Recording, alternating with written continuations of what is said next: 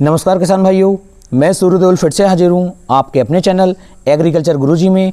किसान भाइयों, आज हम बात करने वाले हैं गेहूं की बुआई में खाद की मात्रा कितनी लेनी चाहिए, बीज कितना लेना चाहिए, बीज उपचार कैसे करना चाहिए। कंप्लीट जानकारी मैं आपको देने वाला हूं, तो इस वीडियो को आप पूरा देखें जिससे कि किसान भाइयों आपको एक सही और अच्छी जानकारी मिल सके। इसके साथ साथ मैं आपको बताऊंगा कि आपको अपनी गेहूं की फसल के अंदर जो खरपतवार उग कर आते हैं, इन खरपतवार को किस तरह से रोकना है। पूरी जानकारी इस वीडियो में आपको देने की कोशिश करूंगा, तो वीडियो को आप पूरा देखें जिससे कि किसान भाइयों आपको एक सही और अच्छी जानकारी मिल सके। तो चलिए शुरू करते हैं। यदि किसी किसान भाइयों अभी तक आपने चैनल को सब्सक्राइब नहीं किया है तो चैनल को सब्सक्राइब कर लीजिए, जिससे कि आने वाली वीडियो की नोटिफिकेशन आपको जल्द से जल्द किसान भाइयों देखने को मिल सके। तो सबसे पहले बात कर लेते हैं सही समय की।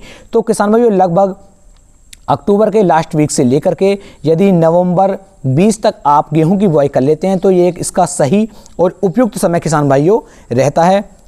बात करें खेत तैयार की, तो किसान भाइयों आपको लगभग 140 से लेके 160 कुंटल प्रति एकड़ के हिसाब से जो हमारी गोबर की सड़ी हुई खाद होती है, इसे अपने खेत के अंदर डालने के बाद उसकी तैयारी करनी चाहिए। तो सबसे आसान तरीका तो किसान भाइयों ये रहता है। इसके बाद किसान भाइयों बात कर लेते हैं बीज की कि आपको कितने बीज की आवश्यकता पड़ती है।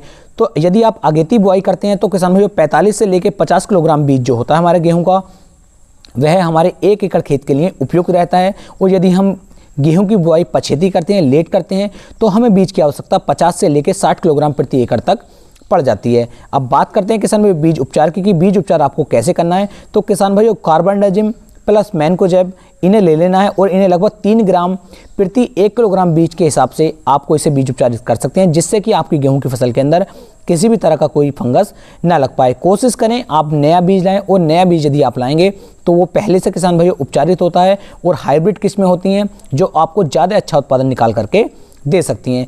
अब किसान भाइयों बात कर लेते हैं खरपतवार नाशक के लिए कि खरपतवार नाशक कौन सा उपयोग में लाना है। तो किसान भाइयों गेहूँ की बुआई के लगभग 24 से लेकर 36 घंटे के अंदर अंदर, यानी कि जिस समय पर आपने बुआई करी उस समय से लगभग 36 घंटे के अंदर अंदर पेंडिमेथ्रिन 30% इसी फॉर्म में जो आपका फॉर्मूला आता है, इसे 1 लीटर ले लीजिए और 200 लीटर पानी के अंदर मिक्स करके अपने पूरे खेत पर यदि आप स्प्रे करा देंगे तो आपके खेत के अंदर किसी भी तरह का कोई खरपतवार फिर किसान भाइयों जम करके नहीं आएगा। तो इस कार्य को आपको अवश्य करना है। अब बात कर लेते हैं कि हमें कितना खाद किस तरीके से लेना है जिससे हम अपनी गेहूं की बुआई कर सकें और ज़्यादा उत्पादन किसान भाइयों हम निकाल सकें। तो यदि किसान भाइयों आप डीएपी की मदद से गेहूं की बुआई करना चाहते हैं तो डीएपी की मात्रा 60 किलोग्राम आपको लेनी है। इसके अंदर किसान भाइयों नाइट्रोजन और फास्फोरस दोनों होते हैं। इसके साथ साथ इसके अंदर आपको एमओपी पोटास जो होती है उसे लेना है 20 से लेकर 25 किलोग्राम, और सल्फर की मात्रा किसान भाइयों आपको लेनी है 4 से लेकर 5 किलोग्राम। इस तरीके से इन तीनों को आपको लेकर के